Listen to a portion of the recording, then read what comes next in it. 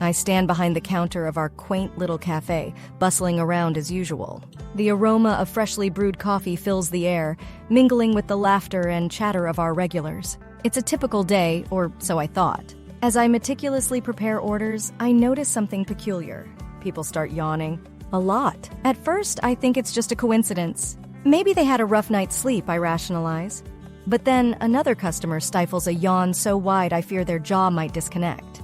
I glance around, perplexed. A lady seated near the window rests her head on her hand, her eyelids drooping. A burly man, who usually orders an extra shot of espresso for that added kick, struggles to keep his eyes open. Panic begins to claw at the edges of my mind. What in the world is going on? Frantically, I start to connect the dots. Could it be the sleepy time tea? That concoction always makes people feel relaxed and drowsy, but this is on a whole other level. I rush to the back, my heart pounding, to check the tea ingredients. And then I see it. A mischievous glint catches my eye. The label on the container of chamomile tea reads, Chamomile and Sleepy Spice Blend. My eyes widen in horror. Sleepy Spice Blend? That's not a thing. That's not supposed to be there. My mind whirls with absurd thoughts. Who would create such a blend? And how did it even end up here? I imagine someone sneaking into the cafe late at night, concocting this ridiculous spice and nonchalantly placing it among our teas. The absurdity of the situation strikes me, and I can't help but stifle a giggle amidst my panic.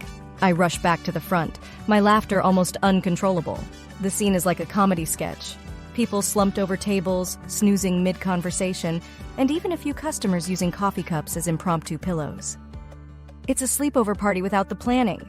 Desperate to undo the unexpected nap time I've unwittingly orchestrated, I prepare an antidote. I quickly brew a potent batch of super caffeinated coffee, adding an extra dash of espresso for good measure. I announce to the snoozing crowd, "On the house, complimentary wake-up call!" With the determination of a mad scientist, I serve the steaming cups to each table, eagerly waiting for the magic to unfold. Slowly but surely, the customers start to stir. A yawn here, a stretch there, and then sudden exclamations of surprise and confusion. The cacophony of bewildered voices fills the cafe as people exchange baffled looks. "What happened?" they mutter, rubbing their eyes in disbelief.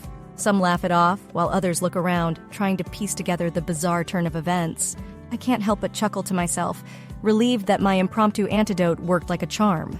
The over-the-top drama of the situation, the unexpected sleepy tea mishap, and the uproariously funny awakening of our slumbering patrons. It's a tale I'll cherish forever.